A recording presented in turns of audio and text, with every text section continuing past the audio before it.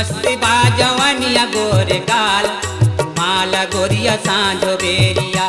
तोहरी मस्त बा जवनिया गोरे गाल माल गोरिया सांझो बेरिया।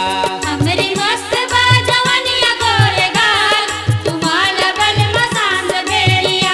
हमरी मस्त बा जवनिया गोरे गाल तुमाल बलमा सांझ बेरिया। ए चुमाल गोरिया सांझो बेरिया चुमाल गोरिया सांझो बेरिया चुमाल गोरिया सांझो बेरिया। हमरी मस्त बा जवनिया गोरे गाल तुमाल बलमा सांझ बेरिया।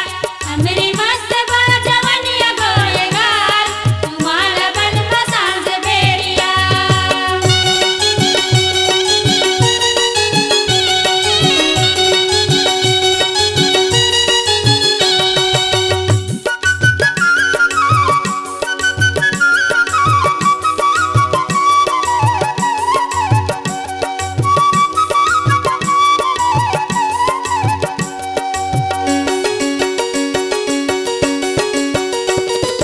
हिरनी जैसा रेंगना बा तोर मटक मटक चाल। हिरनी जैसा रेंगना बा तोर मटक मटक चाल। पतली पतली कनिहाई उमर बा 16 साल हो चुमाल गोरिया सांझो बेरिया। हमरी मस्त बा जवनिया गोरे गाल तुमाल बलमा सांझ बेरिया।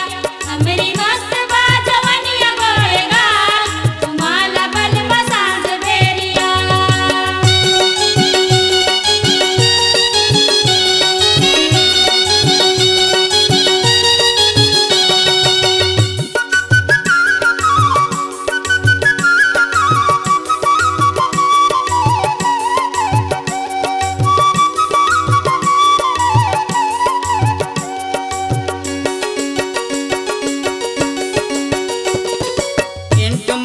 पेंट मरलू होठ लाल लाल।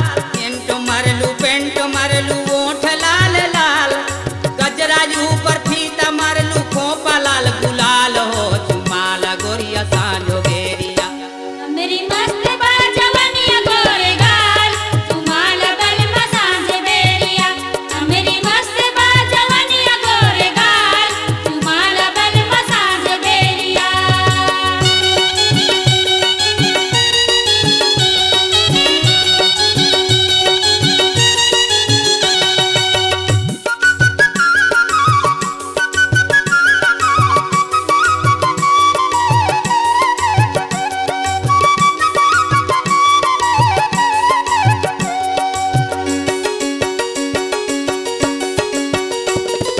सास के पुतोह बनलू सैया के दुलार। सास के पुतोह बनलू सैया के दुलार।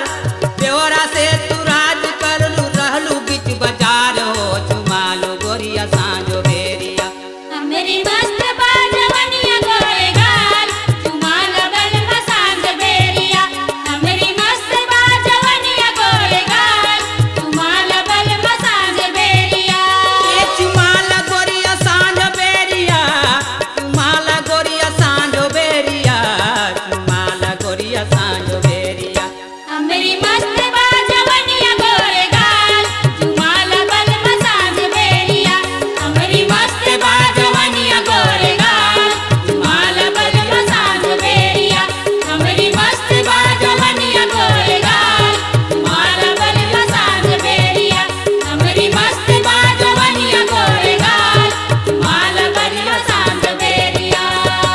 उत्तरानी वीडियो वर्ल्ड प्रस्तुत करते हैं छत्तीसगढ़ी हास्य गीतों का नया धमाका।